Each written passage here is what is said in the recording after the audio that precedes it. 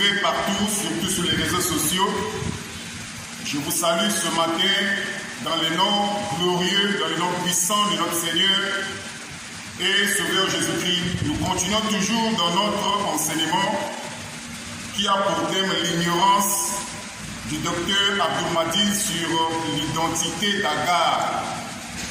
C'est ça le thème de notre émission. Ce serait certainement la deuxième partie et la dernière. Je crois que lors de la première intervention, lors de ma première émission, on avait parlé de beaucoup de choses. Surtout sur ce fameux docteur musulman qui dit qu'Agar n'était pas une esclave égyptienne, mais elle était une princesse. J'aimerais bien que si mon frère qui est derrière la caméra peut nous mettre d'abord l'image de l'intervention de ce monsieur, ce fameux docteur musulman. Ensuite, ensemble avec vous, nous allons revenir et nous allons apporter une correction de taille sur cette vidéo. Si mon frère est prêt, qu'il nous mette la vidéo rapidement. Est-ce que vous comprenez? Mais on dit, bon, Agar a été esclave, était une esclave. Mais ce n'est pas ce que disent les Juifs. Hein? Nous, les musulmans, nous disons, Agar était la fille de Pharaon d'Égypte. Elle était une princesse d'Égypte. Et c'est ce que disent les rabbins juifs. Dans les commentaires juifs des rabbins Eli Munk, le premier tome sur le livre de la Genèse, les notes explicatives sur le verset, le chapitre 16, verset 1, Rabbi, c'est-à-dire le Rabbi Moshe Eli Munk, citant le plus grand commentateur des Juifs, il dit que Agar était une fille de Pharaon. Elle était princesse d'Égypte. Et vous pouvez trouver cela sur le net. Il vous suffirait d'écrire sur la rubrique de recherche de Google, vous écrivez Agar était la fille de Pharaon. Vous verrez dans tous les sites juifs israélites vous dire cela, confirmer cette vérité. Agar était la fille du Pharaon d'Égypte. Elle n'a jamais été esclave. Je crois que vous avez suivi vous-même les images. Et dans cette vidéo, ce fameux docteur musulman dit, selon les Juifs, Agar était une princesse égyptienne. Suivez-moi très bien. Dans cette vidéo, il dit, selon les commentaires des Juifs, Agar était une princesse égyptienne. Et ça, c'est grave. Ça, c'est très grave parce que c'est pour la première fois que nous voyons les musulmans baser leur foi sur les commentaires des Juifs. Ça, c'est très grave. Et ce qui est encore plus grave, vous savez, c'est quoi? C'est que ce fameux docteur prend les commentaires des Juifs comme étant la parole de Dieu. Vous voyez l'ignorance?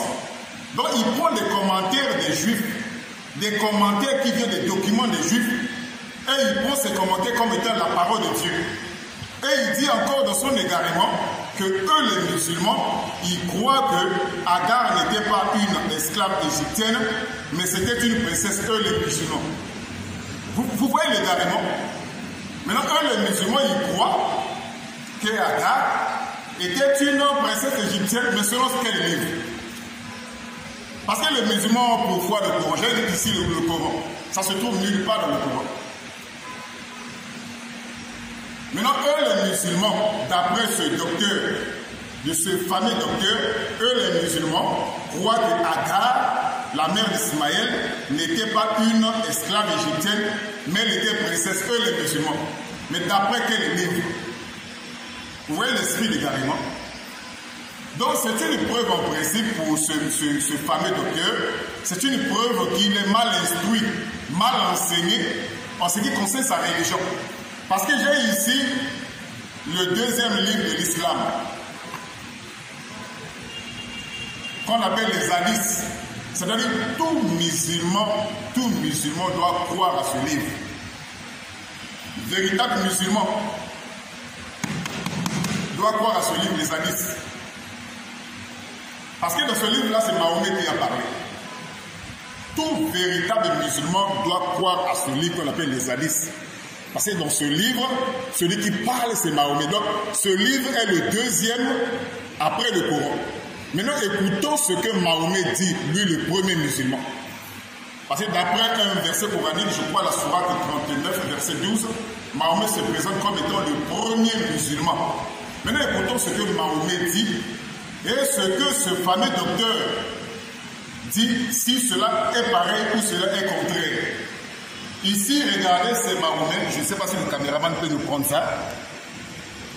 Mahomet, dans ce livre, qu'on appelle les hadiths, il reconnaît qu'Agar était une esclave. Et je tiens à dire ceci, Agar en arabe veut dire Ajar. Hein? Donc si le caméraman peut s'approcher, regardez ce qui est écrit ici, je vais le lire pour vous. Il dit, Sarah, vous voyez mon doigt, Sarah invoqua Dieu et l'homme fut relâché. On prend juste, fut relâché.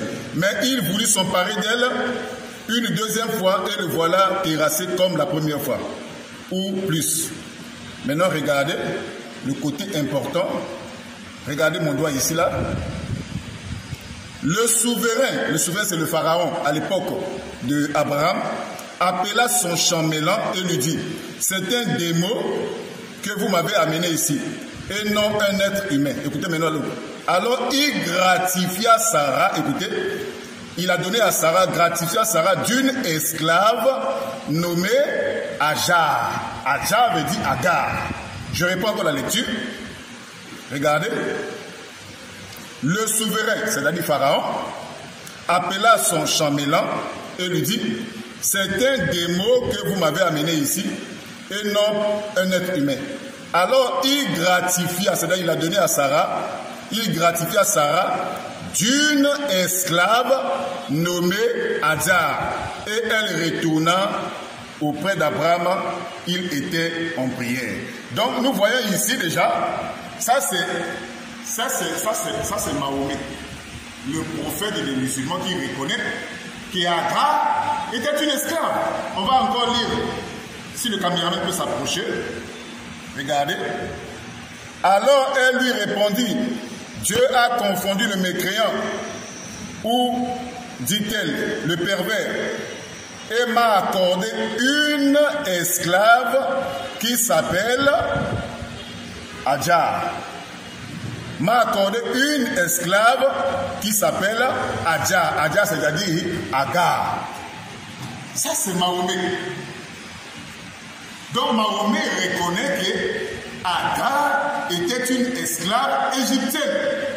Mais ce faux docteur, un égaré, parce que ça, c'est pas un docteur, c'était un égaré, qui va puiser dans les commentaires des Juifs. Et les commentaires, là, il a eu ça dans les livres. Parce que chez les Juifs, là-bas, en dehors de l'Ancien Testament, les Juifs croient à d'autres livres qu'ils appellent le Midrash.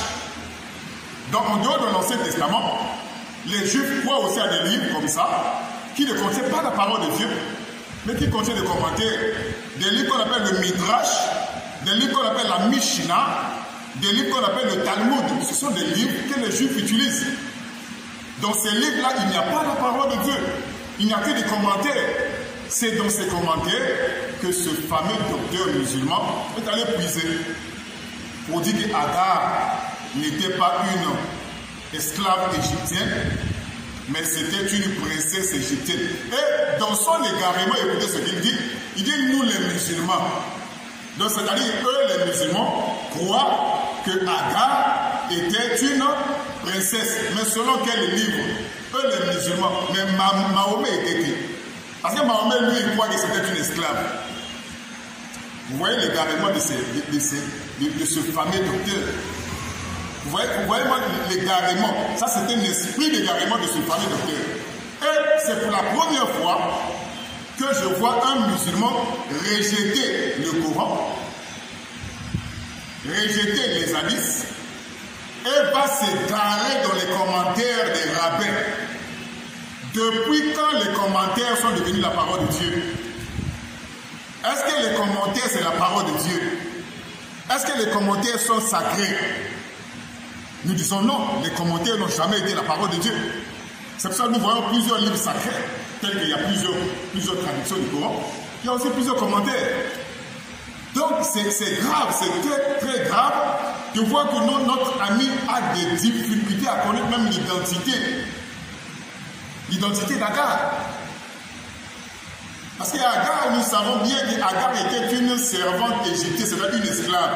Parce que dans la Bible, lorsqu'on dit servante, on dit esclave, c'est la même chose. Parce que j'ai suivi aussi l'une des vidéos de ce monsieur, pour lui, dans sa pensée, lorsqu'on dit qu'Agar était une esclave, donc le monsieur imagine comme si Agar avait des chaînes. Comme si Agar était attachée quelque part. Il ne s'agit pas de ça. Dans l'Ancien Testament, les esclaves ou les servantes pouvaient être aussi appelées servantes. Les esclaves, on pouvait aussi les appeler servantes. Comme les servantes, on pouvait aussi les appeler esclaves. C'est ça ce qui se passait dans l'Ancien Testament. Et comme ce monsieur a des difficultés à connaître l'identité d'Agar, nous allons prendre Genèse chapitre 16.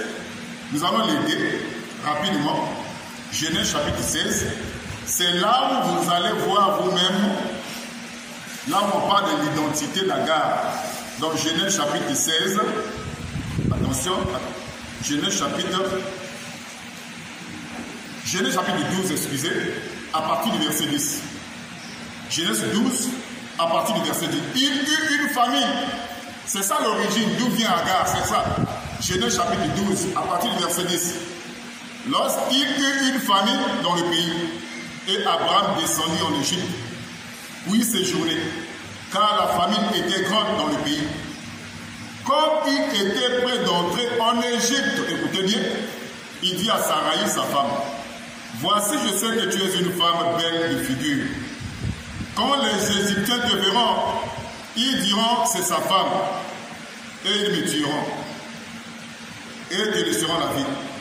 Dis, je te prie que tu es ma soeur, afin que je sois bien traité à cause de toi, et que mon âme vive grâce à toi.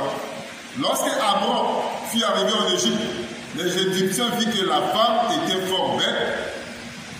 Les grands de Pharaon la virent aussi et la vantaient à Pharaon. Et la femme fut amenée dans la maison de Pharaon. Il traita d'Abraham à cause d'elle. Et Abraham reçut des brebis, des bœufs, des ânes, des serviteurs et des servantes, des ânesses et des chameaux.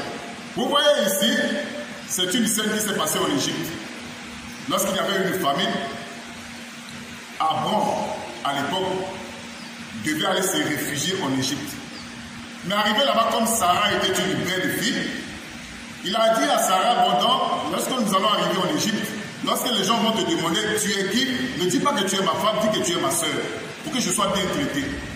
Alors lorsque les gens qui travaillent chez les pharaons ont vu cette femme Sarai, ils sont allés dire à Pharaon, tiens, mais il y a une belle femme qui est venue ici en Égypte. Et on a pris Sarah, on l'a amenée chez le pharaon.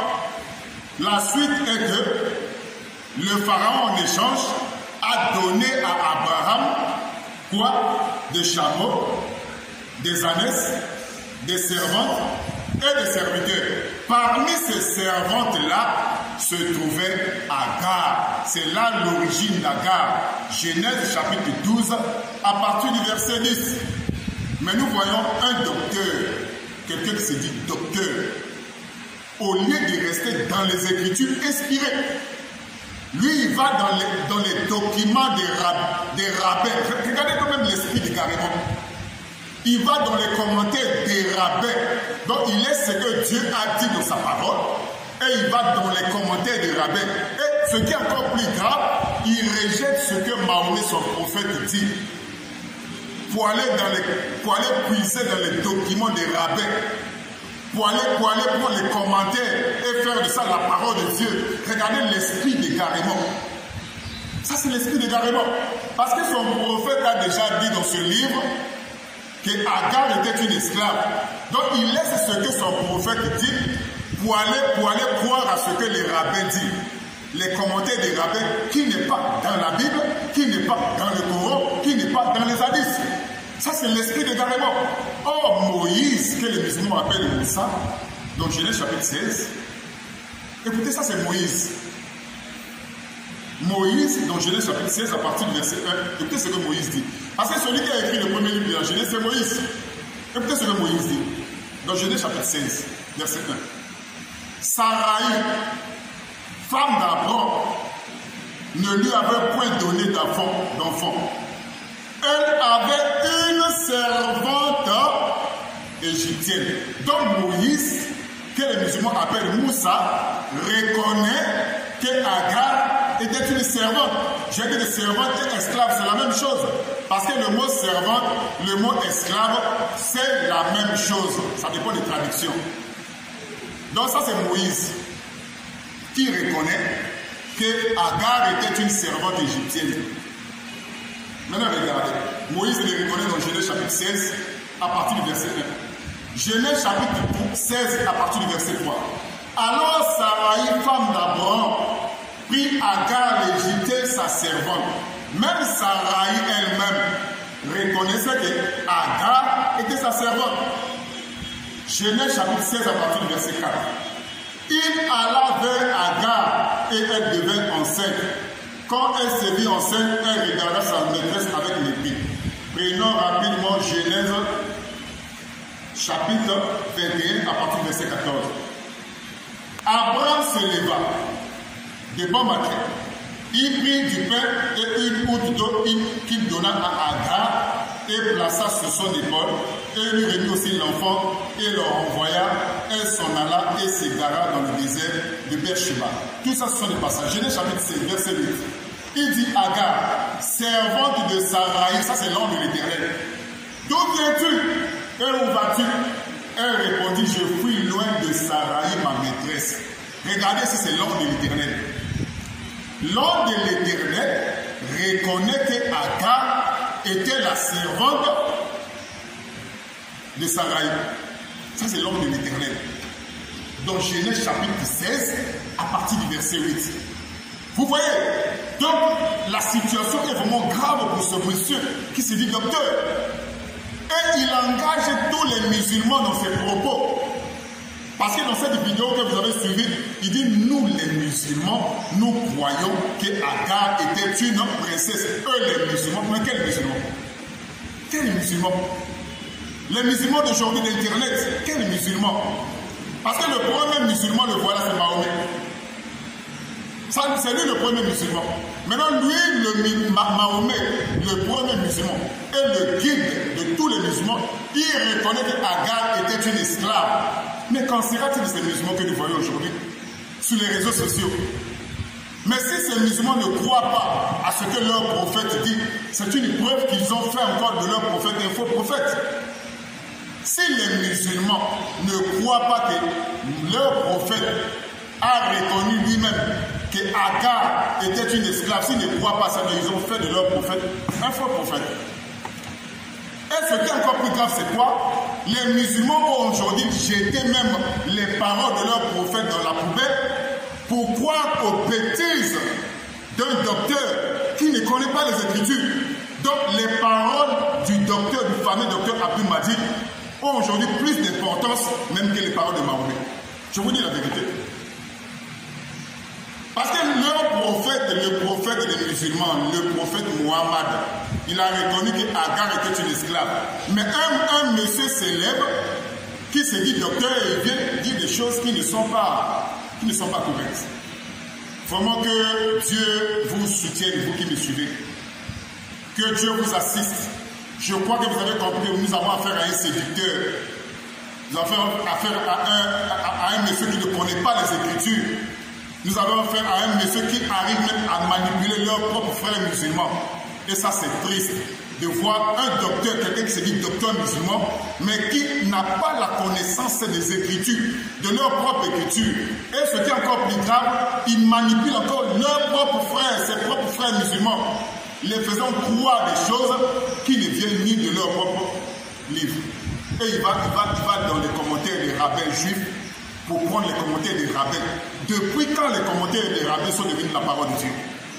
Ça, c'était un esprit d'égarement. Je crois que vous avez compris vous-même Agar, la mère d'Ismaël, selon la Bible, elle était une servante égyptienne, c'est-à-dire une esclave. Et j'avais dit ceci, esclave ne veut pas dire qu'Agar avait des chaînes. Non, esclave veut tout simplement dire qu'elle était au service de Sarai. Esclave veut dire servante. Je crois que pour cette deuxième vidéo, j'ai préféré que nous puissions nous arrêter. Le peuple averti de Dieu a compris que nous avons affaire à un manipulateur, nous avons affaire à un imposteur. Que Dieu vous bénisse et à la prochaine, si Dieu le veut, pour une autre vidéo. Que le Seigneur vous bénisse. Il y a des choses aujourd'hui que je ne peux pas connaître, à moins de m'asseoir au pied de Oustaz Hamza et Oustaz à côté pour connaître. Je ne peux pas tout connaître. Si j'ignore quelque chose, mais interpellez-moi. Frère, vous savez, vous êtes notre frère, vous êtes fait notre honneur, alhamdoulilah, mais il y a un tel point là. Vous avez dit telle chose, telle chose. Non, les savants ont dit ça, ça.